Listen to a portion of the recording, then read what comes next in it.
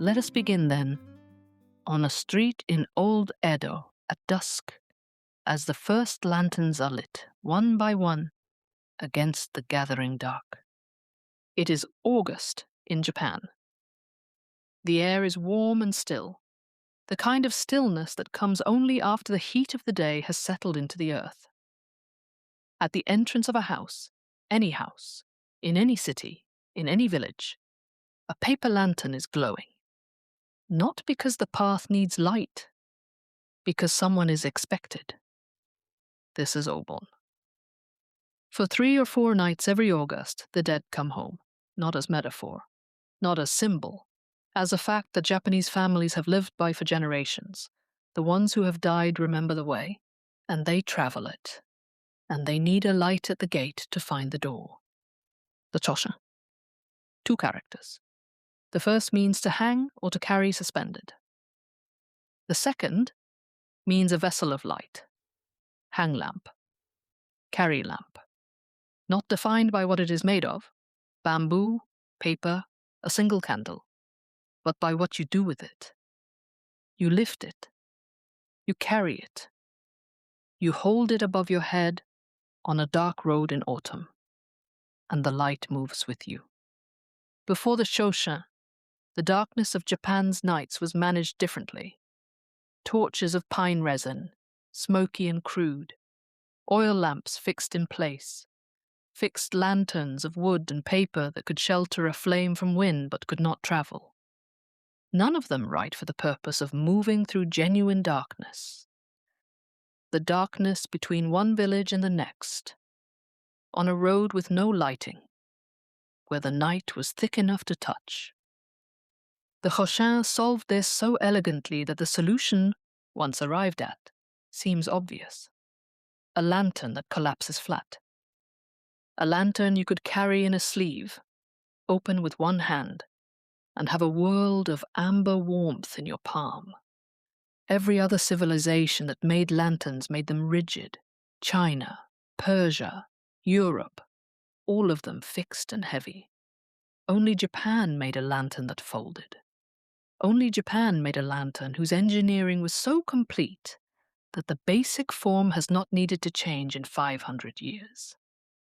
The earliest folding lanterns arrived in Japan from China, most likely in the 15th or early 16th century. Historians are not entirely certain of the date. The first versions were not yet collapsible. Rigid, basket-like structures of bent bamboo covered in paper. They appeared first at funerals, where their pale glow in darkness had a solemnity that matched the occasion. Objects for passages, for the moments when light and darkness were standing very close together. What happened next is the kind of transformation that is simple to describe and almost impossible to grasp without holding the result in your hands. At some point in the mid-16th century, Japanese craftspeople developed the collapsible form. A lantern wound around a wooden mold with a spiral of thin bamboo ribs connected by paper, so that when the mold was removed, the entire structure could be pressed flat, a disc in the hand, and then opened again into a perfect oval. Again and again, hundreds of times, without losing its shape. This was not a small improvement. This was a different object entirely. The folding Chochin was not a better rigid lantern. It was something a rigid lantern could never be, carried all day without burden, opened in an instant, alive with the motion of whoever held it. A flashlight points, a Chochin breathes. The Edo period, beginning in 1603, is when the Chochin became everyone's. Until the middle of the Edo period, candles were expensive, a luxury. Ordinary people used oil lamps when they needed light at all. When candle production became efficient and prices dropped, the equation changed completely. The Chochin became a practical, affordable, everyday tool for anyone who needed to move through darkness. And in Edo, the city we now call Tokyo, approaching 1 million people by the 18th century, everyone needed to move through darkness. The streets of Edo had no public lighting after sunset. The light that moved through those streets at night was the light of the Chochin. Carried in hands, hung from hooks at shop fronts, swaying from poles at the entrances of theaters and bathhouses and restaurants. The pleasure districts, with their lanterns strung between buildings and reflected in the water of canals, were lit entirely by paper and flame. Let me take you into the Edo night. Let me take you there now, while your body rests and the darkness beyond the window is real. The hour is late, past the second watch of the night, which is to say past 10 o'clock in the evening by modern reckoning. The streets of the Shitamachi, the low city, are narrow here. So narrow that the second floor overhangs of the buildings on either side nearly meet above the road. The air smells of wood smoke and river water, and something faintly sweet from a confectionery shop that closed an hour ago, but whose smell has not yet left the street. And the light. The light that fills this narrow space is not coming from any single source. It is the sum of dozens of individual flames, Chochin hanging from hooks at every shop front. Chochin carried by the late travelers still moving through the streets. Chochin set on stands at the entrances of the small shrines tucked between buildings. Each one is slightly different from the others, different in size, different in the characters painted on it, different in the quality of warmth it throws, depending on the candle burning inside and the particular properties of the paper that wraps it. No two of these lanterns are giving quite the same light. No two are swaying in quite the same rhythm. The street is not uniformly lit. It is lit in pools and patches. Each pool with its own warmth, its own depth, the real darkness of the night filling the spaces between. This darkness is not empty. It is the darkness between lanterns, which is a different quality of dark from the darkness beyond the last lantern, richer, more inhabited, defined by the lights it separates. A figure approaches from the far end of the street, from the lantern preceding them, carried by a servant, hanging at shoulder height. You can see, from 30 paces away, the crest painted on the paper. Before the figure itself is visible, before you can make out any detail of dress or bearing, the lantern has already told you something essential about who is coming. The crest announces the household. The household implies the rank. The rank implies how far to move to the side of the road, how low to incline your head, whether to stop and wait or to continue walking.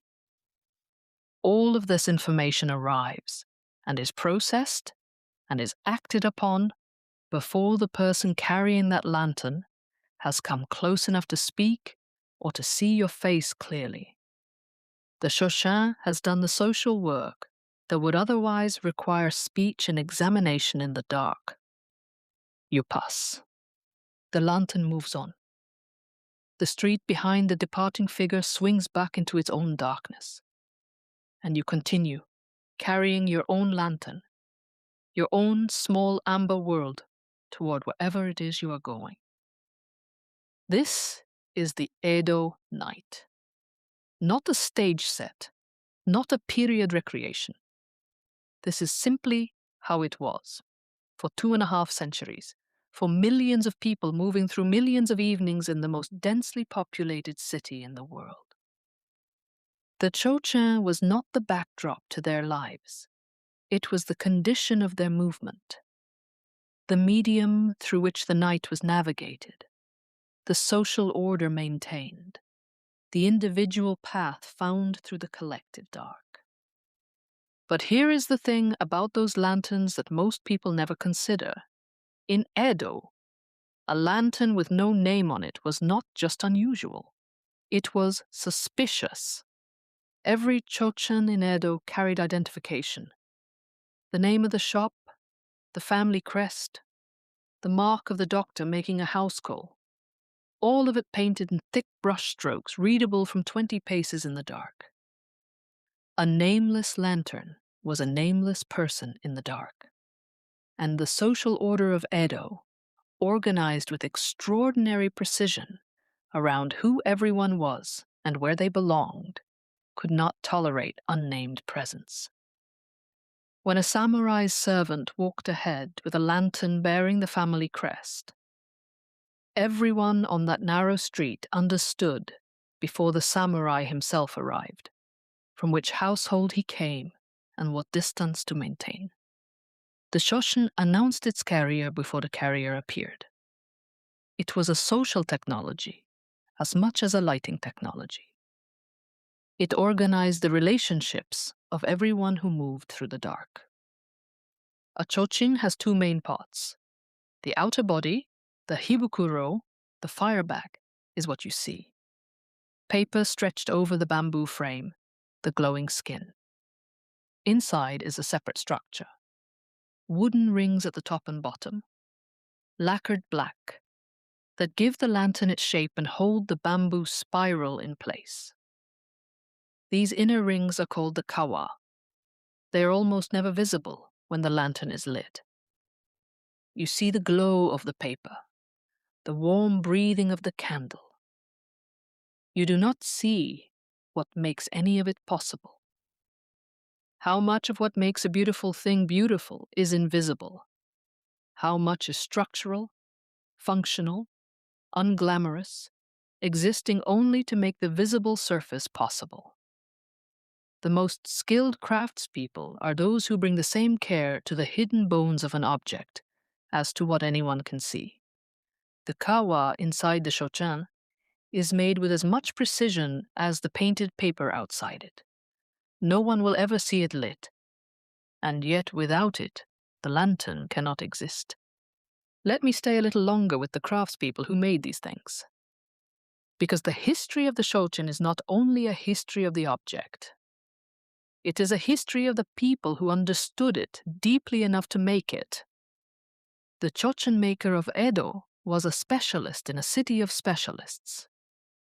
Edo's population, approaching 1 million people by the 18th century, one of the largest cities in the world, was organized into a dense ecology of trades and crafts, each occupying its own neighborhood, its own market, its own social position. The makers of swords, the makers of noodles, the makers of woodblock prints, the makers of lanterns, all within a few blocks of each other in certain quarters of the city. The supplies of material passing from workshop to workshop. The children apprenticed to masters in the same craft their fathers had practiced. This web of living knowledge was the real infrastructure of Edo. The Chochin maker's workshop was small by necessity. A few rooms, a workbench, bamboo stored in the back, paper hanging to dry in sheets near a window where the light could be used to check its quality. The tools were simple. Knives for splitting bamboo, brushes for paste. Molds in various sizes representing the shapes of lanterns the workshop produced. Some of these molds were passed down through generations of the same family, used so many times that their surfaces had absorbed the oil of the maker's hands and the paste of 1,000 lanterns. The apprentice system that governed entry into the craft was strict. You began young, sometimes 12 or 13, and spent your first years doing only the most basic preparation. Splitting bamboo, sorting paper, mixing paste, before you were allowed to touch the lantern itself. The knowledge was transmitted slowly, by observation and imitation rather than instruction. The master did not explain what he was doing. You watched. You tried. You were corrected. You watched again. Over years, the knowledge moved from the master's hands into yours by a process that has no precise equivalent in any other form of education. There is a phrase for this in Japanese craft, te no kyoku, the memory of the hands. Knowledge that cannot be written down or photographed or digitized, that can only move from one body to another, directly over time. And when the line of transmission breaks, when a master dies without passing the knowledge to an apprentice, when economic conditions make the craft impossible, that knowledge is gone. Not archived. Not reduced. Gone. In Edo, there was enough demand for Chochin to sustain many workshops, many masters, many apprentices. The tradition sustained itself because the need for lanterns sustained it. Every household, every shop, every temple and shrine needed lanterns, replaced them as they wore out, bought new ones for new occasions and new seasons. The painters of the Edo period understood what this light was.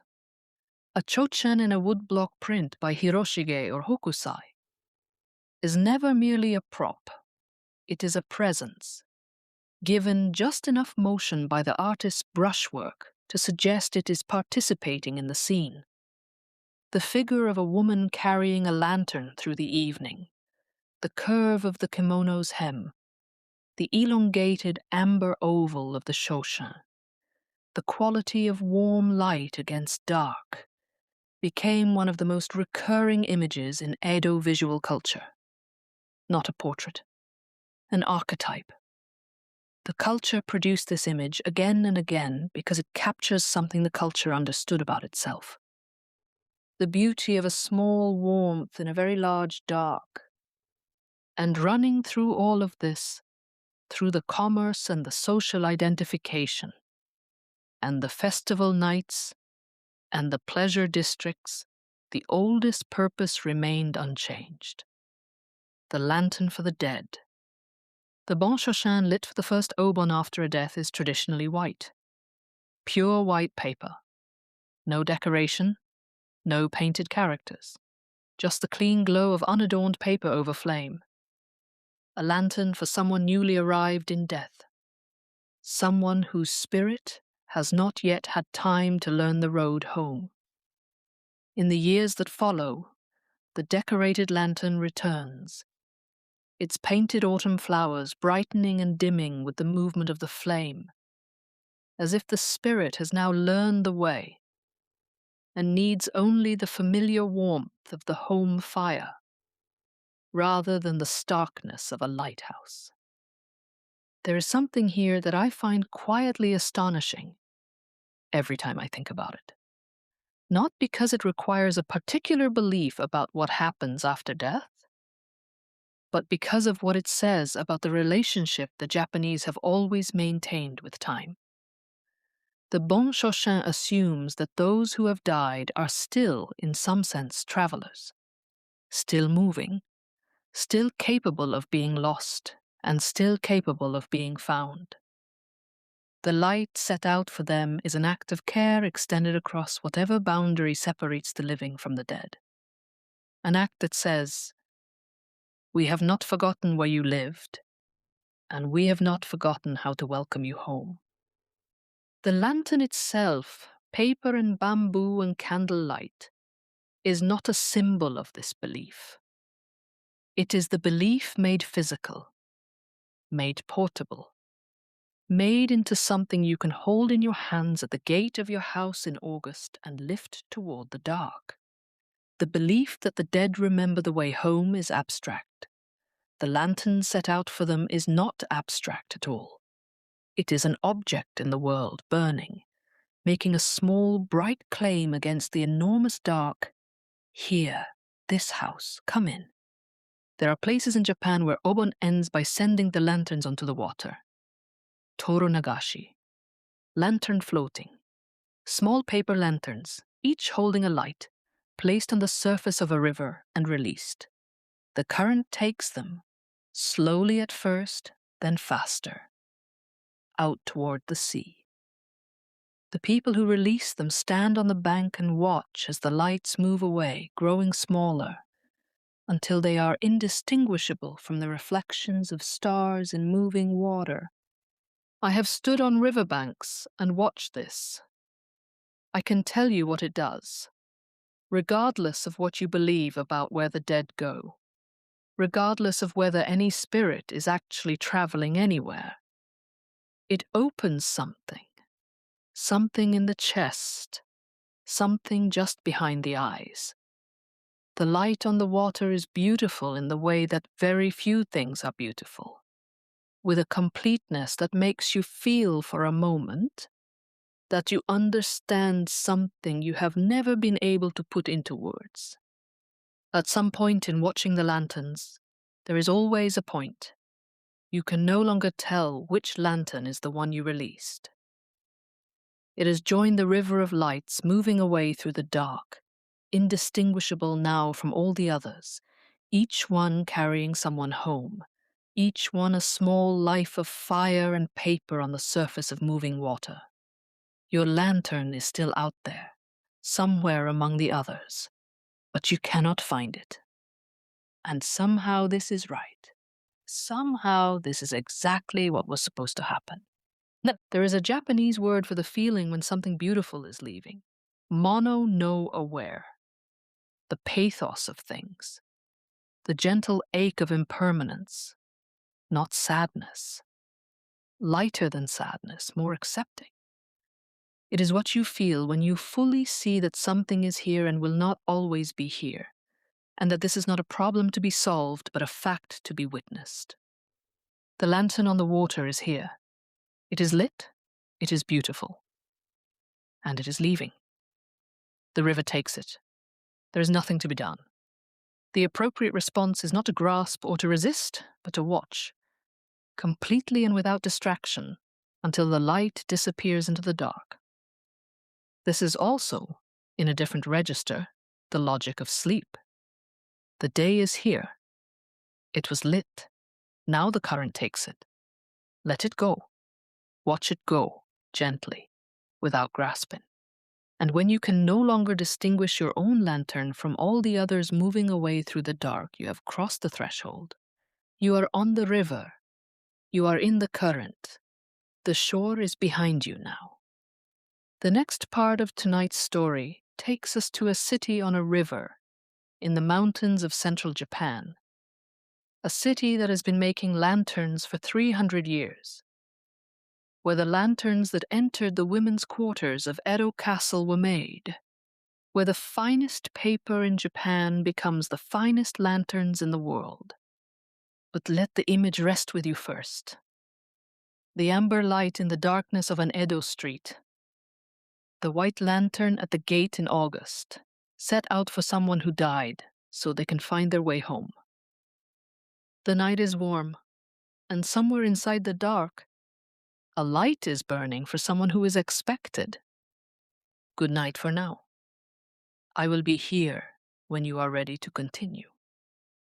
Edo Castle, the seat of the Tokugawa shogunate, the center of political power in Japan for more than 2.5 centuries, contained within it a space called the Ooku.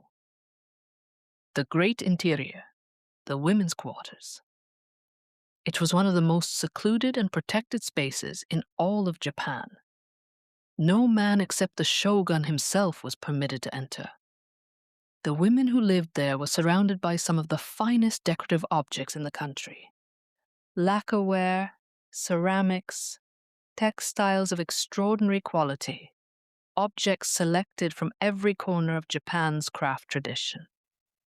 And at some point in the 18th century, according to historical accounts, paper lanterns made in a single city on the Nagara River reached those rooms. The women there found them worthy of that space, worthy of comparison with everything else they lived among. The city was Gifu. The lanterns were the Gifu Chochin. And what entered the Ooku was not merely beautiful. By the standards of that place, It was exceptional among exceptional things. Tonight, I want to take you to the river where those lanterns were made, and to the hands that made them. In the summer, the Nagara River runs through Gifu, with a quality of light that photographers have tried for generations to capture and never quite succeeded. Pale jade in the mornings, deeper blue-green at midday. At evening, when the sun drops behind the mountains and the light goes horizontal and golden, the river catches everything and holds it. The gold, the shadows on the banks, the reflections of wooden buildings along the water's edge, and turns it into something without a single name. For centuries, the fishermen of Gifu have worked this river at night. Ukai, cormorant fishing, trained birds diving and surfacing in the orange glow of burning torches hung from the bows of narrow wooden boats, the light drawing the fish to the surface, the cormorants catching them before they dive again. It is one of the oldest fishing traditions in Japan, practiced on this river, with these birds, in this particular way, for over 1,000 years. And it depends entirely on the quality of firelight on water. The same river, the same mountains, the same bamboo growing in the valleys nearby. Gifu has been known for two things for 300 years and more: its wagasa, the oil paper umbrella, and its Chochin, both made from bamboo and paper. Both products of a place where the raw materials for these crafts were within a day's travel in any direction, where the river provided transport, where the knowledge of working bamboo and paper had been accumulating in families and workshops for generations. The Gifu Chochin is different from every other lantern made in Japan. The difference begins with the paper. The Mino washi used for Gifu lanterns is made specifically thin, thinner than paper used for almost any other purpose. So thin that when you hold a sheet up to the light, your fingers show through it like shadows. It is made from the inner bark of the kozo plant, the paper mulberry, by craftspeople whose families have been making paper in the Mino region since before the Nara period, more than 1,200 years. The paper recorded in the treasury of the Shosoin, the imperial storehouse in Nara, includes documents from this region dating to the 8th century.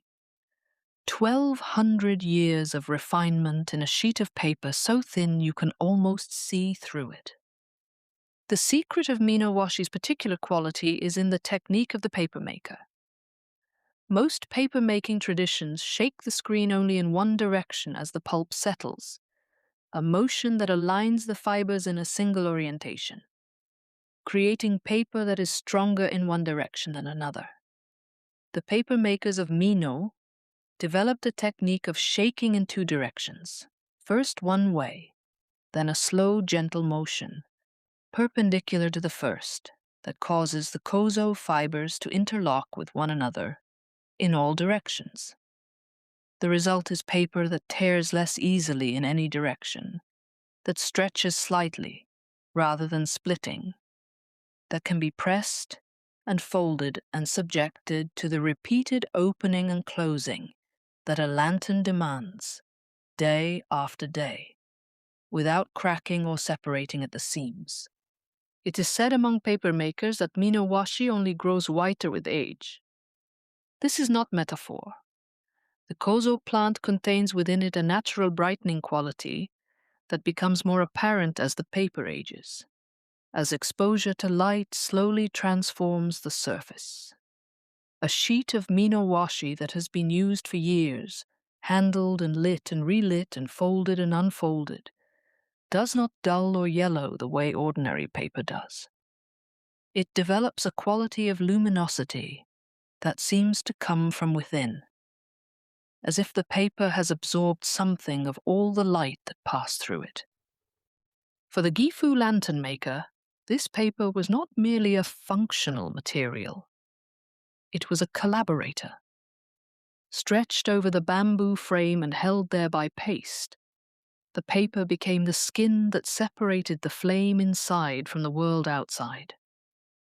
And the quality of that skin, its thinness, its evenness, its capacity to transmit light without distorting it, determined everything about what a lantern felt like to stand near. A Gifu Chochin made from inferior paper glows harshly and unevenly, with hot spots where the paper is too thin and dark patches where it is too thick. A Gifu Chochin made from proper Mino washi glows the way a shoji screen glows on a winter morning when the light comes through it. Evenly, softly, without visible source, as if the light were coming from the paper itself, rather than from the flame hidden within. On this paper, artists paint autumn flowers: chrysanthemum, bellflower, bush clover, maple leaf, the plants of the Japanese autumn, rendered with a precision that depends entirely on how this particular paper receives a brush stroke. Not too quickly, not too slowly, absorbing the ink and holding it in place without bleeding. But here is what makes the Gifu lantern unlike anything else being made anywhere in Japan. The flowers are painted not on the finished lantern, but on the flat paper, before it is attached to the frame. The artist works on a sheet, seeing a two-dimensional composition, knowing that when the paper curves around the bamboo spiral and the lantern takes its oval form, the design will transform, the flat painting becoming a three-dimensional object, viewed from all angles. This requires the ability to paint, not what you see, but what you will see, what the object will be. A skill that experienced painters describe as never becoming fully predictable, even after decades. When the painted paper is attached to the frame and a candle is placed inside and lit, something happens that the people who have made these lanterns for generations describe with a consistency that suggests it never stops being surprising. The painted flowers seem to glow from within, not lit from outside, lit from behind. Each petal of the chrysanthemum, glowing individually against the orange warmth of the flame. The colors shifting as the flame moves, the bellflowers brightening and dimming in a rhythm that is almost like breathing. The candle inside the lantern is not merely the function of the object, it is one of its collaborators. The light itself becomes part of the artwork. Around the year 1750, the basic form of the Gifu lantern as it exists today was established. By around 1800, painted flower designs had spread through the markets of central Japan. By the mid-19th century, the lanterns had reached their present form. Bamboo ribs wound so fine and so evenly that each one looks like it could have been made by a machine. Paper so thin, the lantern seems to weigh nothing. The whole object collapsing flat between your palms and opening again into a perfect oval without a single wrinkle. When the Meiji Emperor visited Gifu in 1878, the province presented samples of its traditional crafts. The Gifu Chochin drew his particular attention. Within a short time, a Japan now connected by railways and telegraph and a national press had spread the fame of these lanterns across the entire country. The Gifu Chochin, previously known mainly in central Japan, became nationally recognized. Demand grew, the workshops expanded. But the emperor's attention, remarkable as it was the second time those in the highest positions of power had noticed what was being made on the Nagara River. The first time was the Ooku. In 1995, the Japanese government formally designated the Gifu Chochin as a national traditional craft, the highest recognition available to a craft tradition in Japan, requiring both historical continuity and the demonstration that the core techniques are still being actively practiced by living craftspeople using traditional materials. Let me tell you about those techniques. Because the making of a Gifu lantern resists description.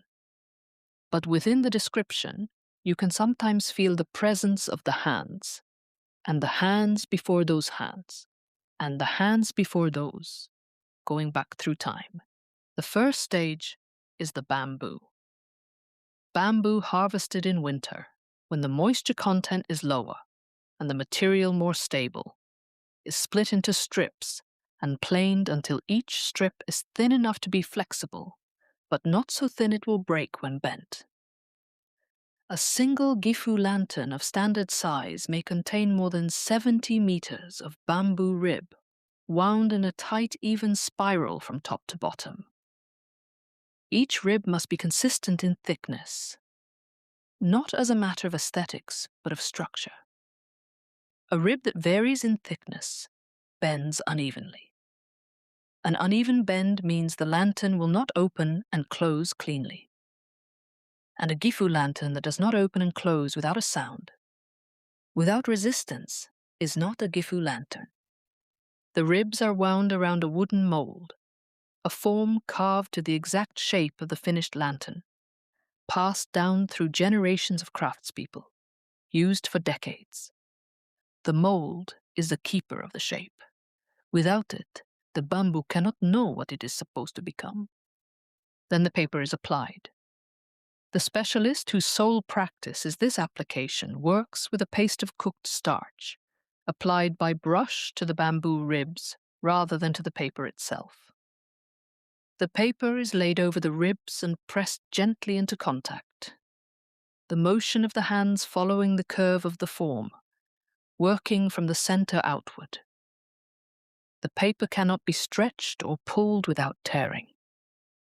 What is required is not force but reading, the ability to feel through the fingertips where the paper wants to go, and to guide it there rather than push it. When the paste dries, the lantern is removed from the mold. This is the moment of transformation. What has been an object under construction becomes suddenly an object in itself.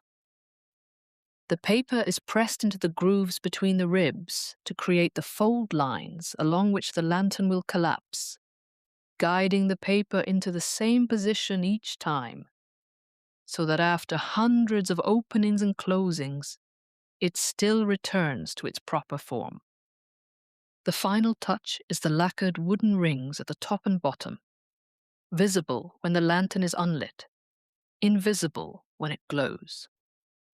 The hidden structure that makes the beauty possible, the bones inside the light. From beginning to end, a single Gifu lantern by traditional methods takes many hours across many days.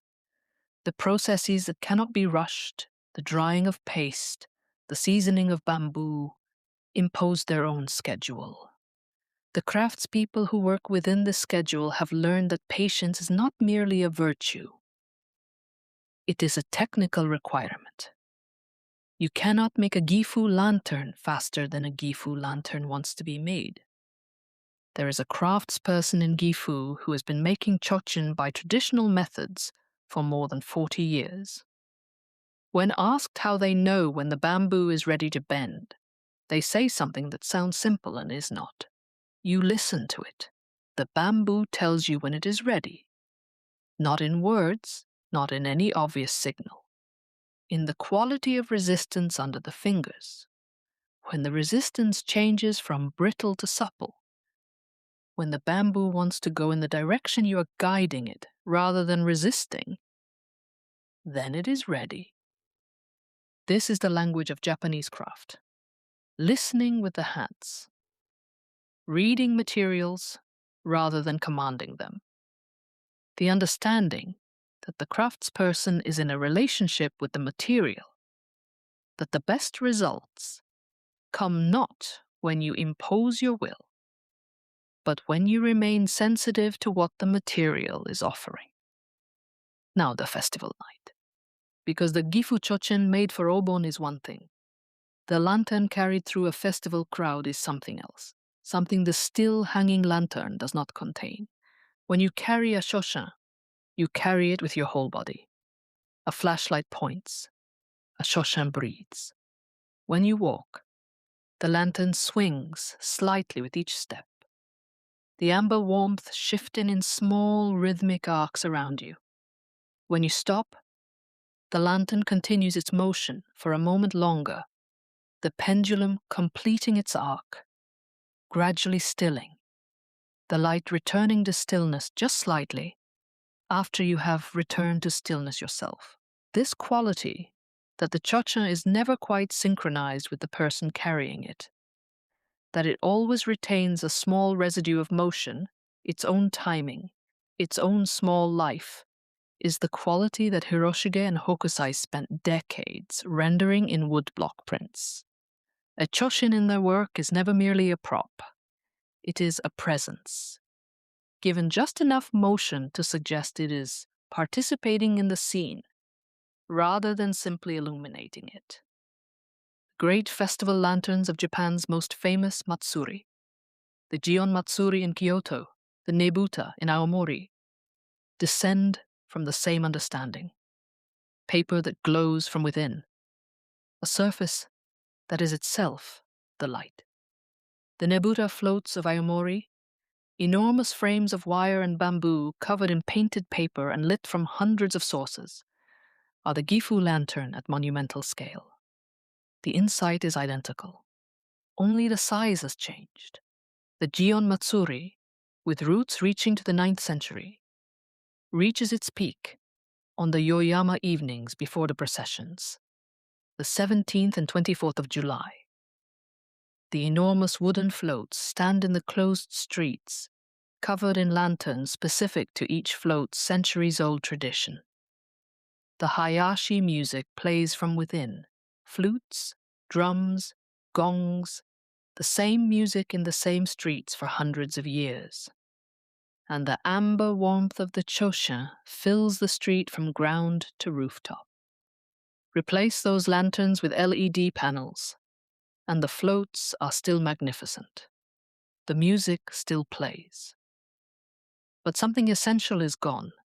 The quality of light that enfolds everyone in it equally, that does not separate watchers from performers, that makes the whole street one warm space rather than a stage with an audience. A performance under lights keeps the audience outside what they are watching. A gathering in warmth draws everyone in. The Choshan does not make a stage, it makes a room. The pocket lantern, the kami Chochin, takes the Chochin to its most intimate conclusion. No larger than a small book in its folded state. When expanded, it fits in the palm of one hand. A single small candle inside. Paper thinner even than the Bon Chochin, because the weight must approach nothing. Carried all day in a sleeve, opened in an instant when darkness comes. The messengers who ran between estates and government offices before dawn. The travelers moving between cities on roads with no lighting. The night workers for whom darkness was a professional reality. For these people, the kami Chochin was not a luxury. It was as essential as shoes. Someone looked at the problem of carrying light on the human body and thought about it seriously. Many someones, over many generations, and arrived at an answer as complete as that problem could be answered, within the constraints of bamboo, paper, and wax. Not as an emergency measure, as a daily tool, as something so thoroughly correct that it has not needed to change. I want to pause here and speak about something essential to understanding how deeply the Chochin is woven into Japanese expression. It is the relationship between the Chochin and Japanese poetry. Matsuo Basho, the greatest poet of the haiku tradition, who lived in the 17th century and spent much of his life walking the roads of Japan, carried a Chochin on his journeys the way any traveler of his era would have. But the lantern in Basho's world was not merely a practical tool. It was part of the vocabulary of perception through which he moved through and described the world. A lantern in a haiku is always surrounded by darkness. And darkness, in the Japanese poetic tradition, is not an absence, but a presence, rich, particular, full of qualities that the light, by contrast, throws into relief. The poem that contains a lantern contains, by implication, everything the lantern cannot illuminate. The road beyond the light's reach, the mountains in the dark, the world that continues outside the small circle of warmth. The Chochin in a haiku is not merely an image. It is a threshold. It marks the boundary between the known and the unknown, between the safe and the vast. Now I want to speak about something even quieter. It is the daily cycle of the Chochin. The bon Chochin that glows for the 4 nights of Obon and is then folded flat and put away in its box, patient in the dark until next summer, enacts in its own existence the understanding it was made to carry. It appears, it burns, it folds away, and next summer it opens again. This cycle is not melancholy. In the Japanese understanding, it is exactly right. The Chochin that was always available, always burning, always present, would be a different kind of object. Convenient, useful. But it would not carry the particular weight of the Chochin that appears once a year, in the warmth of August, when the dead are expected, and then disappears again, folded into the dark of the box. The beauty of the Chochin is bound up entirely in the fact that it is not always there. The Chochin belongs to the human scale. It is the light that a person can carry, that a person can make, that a person can hold in one hand while standing in the dark watching for someone to come home. This is the tradition you carry with you tonight. Not as a burden, it is lighter than air, lighter than paper, lighter than the light itself. A warmth borrowed from 5 centuries of human making and 5 centuries of human need, asking nothing of you except that you receive it. You are expected. You are received. The light is on. In the final part of tonight's story, I want to speak about what the Chochin became after it was no longer necessary. What happened when the electric light arrived and the streets of Japan were lit without it. What it means that this object, freed from every practical need, continued to be made and loved. And what it still illuminates, even now, about the Japanese understanding of beauty and time and the particular quality of light that lives inside a flame. Rest now, if you need to. The last part of the story is waiting for you, quiet and warm, the way a lantern waits in the corner of a room where someone is falling asleep. In 1878, the electric light made its first appearance in Japan. An arc lamp, demonstrated by a British professor at an engineering school in Tokyo. It was the beginning of the end of an age that had lasted as long as Japan had been lit at all, the age of fire. And yet here is the strange thing. The Chochin did not disappear. It is still here. Tonight, I want to tell you why, of all the things that the electric light swept away, this one small object made of bamboo and paper survived, and what it survived to become. Practical electric lighting for streets and homes would take another decade to arrive after that first arc lamp. But the infrastructure of change was already in motion. And in the same year, 1878, the Meiji Emperor visited Gifu and brought the Chochin to national attention, as if Japan, in that single year, chose to honor what was passing at the very moment of its passing. For several decades after electric light arrived in Japan's cities, the Chochin continued as the dominant form of portable light across most of the country. The infrastructure of electricity expanded slowly outward from the major cities, and for generations in smaller towns and rural areas, the paper lantern remained necessary. The darkness of a village without street lighting was the same darkness it had always been, and the same solution still served. But in the cities, where electric light arrived first and established itself fastest, something unexpected happened. Freed from the necessity of being a practical light source, the Chochin became visible as an aesthetic object in a way it had never been when it was simply essential. And in becoming visible as an aesthetic object, it revealed dimensions that centuries of practical use had always contained, but not always shown. The Chochin that hangs at the entrance of a restaurant today is not there because the proprietor needs it to see the path. It is there because of what it says before a single word is spoken, before the door is opened, before any food or drink has been consumed. It says, "This is a place that understands the difference between light that allows you to see and light that makes you feel something. Come in." This is a use of the Chochin that would not have been possible without the electric light. Only when the Chochin is no longer necessary does it become fully expressive. When everyone needed a paper lantern to get through the dark, the Chochin was too common to carry meaning.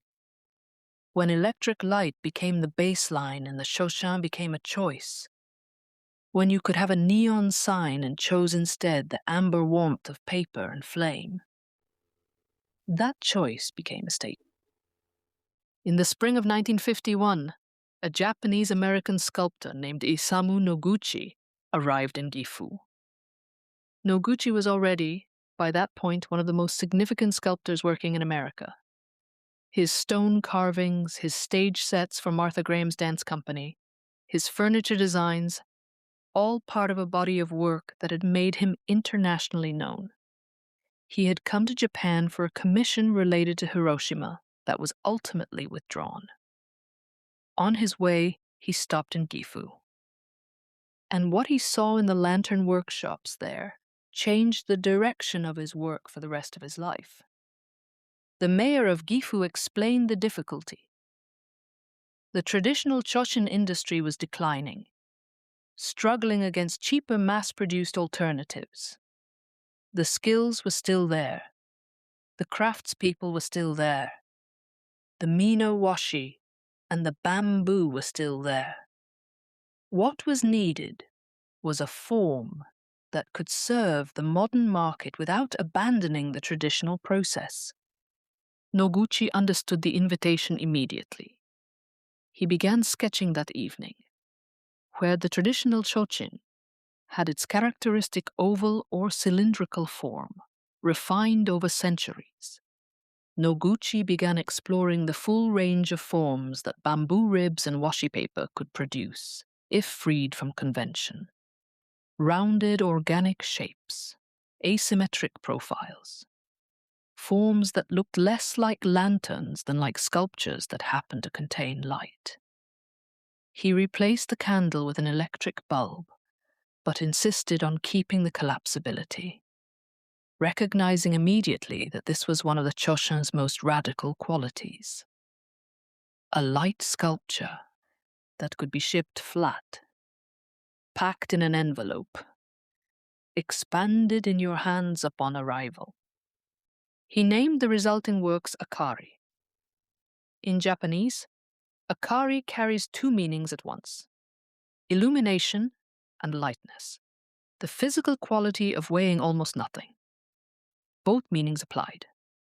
The paper lanterns of Gifu already embodied both, and Noguchi's Akari extended this into new forms. Noguchi described the Akari with characteristic directness. The paper of which the Akari is made, he observed, becomes luminous as a result of the light inside. Not the paper illuminated by the light, the paper becoming light. The surface does not merely transmit, it becomes. This was the precise quality of Mino washi that the craftspeople of Gifu had been working with for 300 years. Noguchi encountered it as if for the first time, and named it, and in naming it, made it visible to a world that had forgotten to look.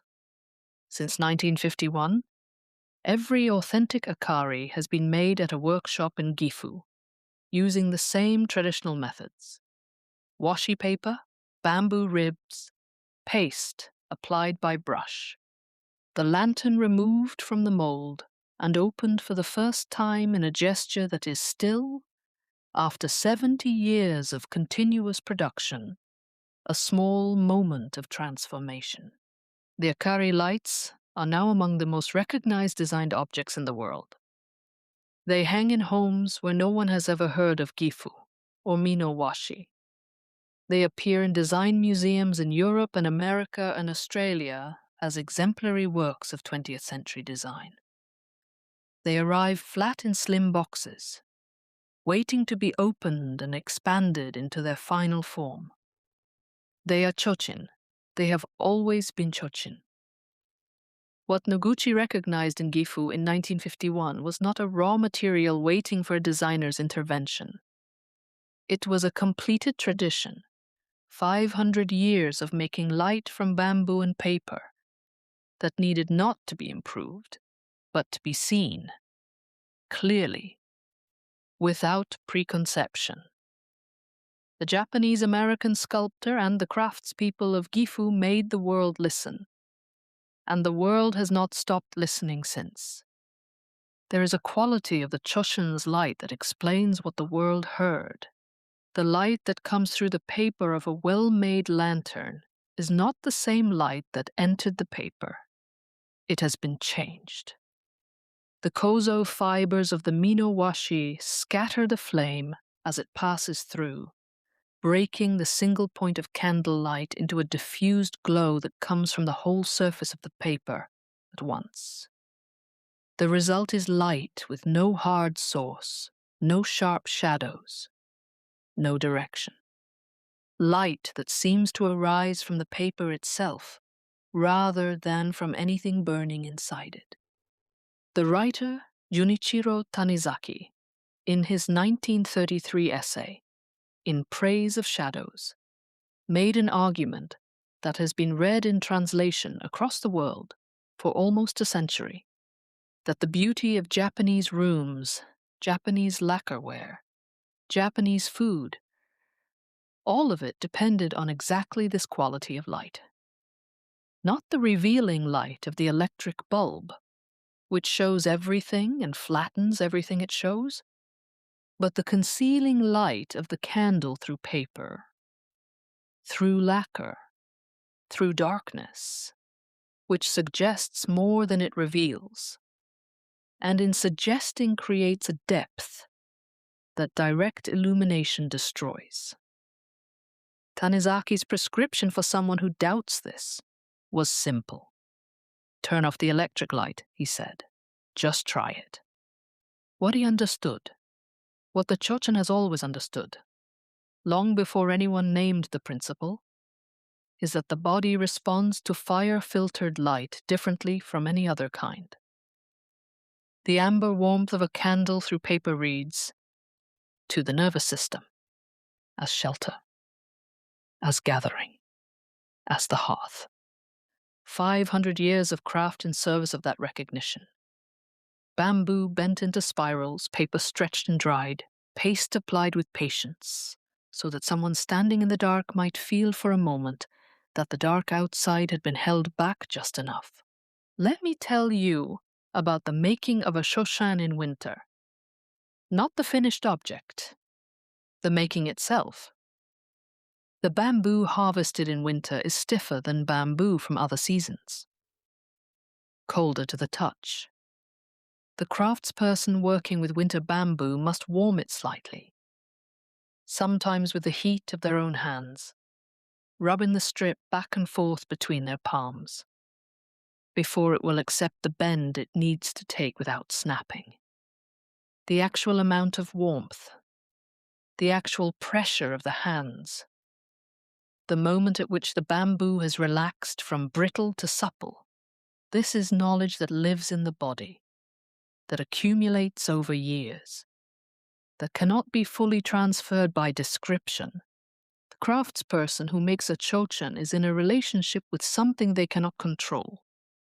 The quality of the paper, the behavior of the bamboo, the setting of the paste, all varying with season and weather, and the particular properties of that day's materials, all requiring not command, but reading, not insistence, but sensitivity. And at the end of all this listening and accommodating and attending, at the end of days of careful work, the lantern is finished and placed before a flame, and the flame rises, and the paper begins to glow. And what glows is not what the craftsperson made. What glows is the light itself, wearing the shape that the craftsperson prepared for it. The craftsperson knows when the bamboo is ready to bend, not by any measurement, but by the quality of resistance under the fingers. When the resistance changes from brittle to supple, when the bamboo wants to go in the direction it is being guided rather than resisting, then it is ready. This is the language of all craft traditions Japan has practiced for centuries, a language of listening, of reading the material rather than commanding it. The best results come not when you impose your will, but when you remain sensitive to what the material is offering. This is also, I think, the language of sleep. The body moving towards sleep cannot be commanded. The preparation is yours. The darkness of the room, the stillness of the position, the breath allowed to slow. But the sleep itself comes from somewhere beyond intention. The most skillful preparation cannot force it. But the most skillful preparation makes a space in which it can arrive without obstruction. You are doing this now. You have prepared the space. You are listening, the way the craftsperson listens to the bamboo. For the moment when the resistance softens. This is a teaching about attention, about the relationship between what we can control and what we cannot, about the dignity of preparing, carefully and with full skill, for something that is ultimately not ours to command. Outside, somewhere not far from where you are, a paper lantern is glowing. Perhaps a restaurant lantern. Perhaps a bon Chochin hung for the last night of Obon. Perhaps simply a Chochin someone lit because they liked the quality of the light it made. The flame inside it is small, barely a centimeter of light. But through the Mino washi, pressed and smoothed over the bamboo frame with patience and skill, it fills the whole surface with an even amber warmth. The shadows it casts are soft. They move slightly with the movement of air, breathing, settling. There has been a lantern in this space, in the Japanese night, in the human relationship with darkness for 500 years. Not this lantern, not this flame, but this quality of light, this way of standing against the dark, with something warm and handmade in particular, has been continuous. The craftspeople who learn to wind bamboo into a spiral and stretch paper over it, and call the result a vessel for light, created something that has outlasted every fashion and every practical need that originally called it into being.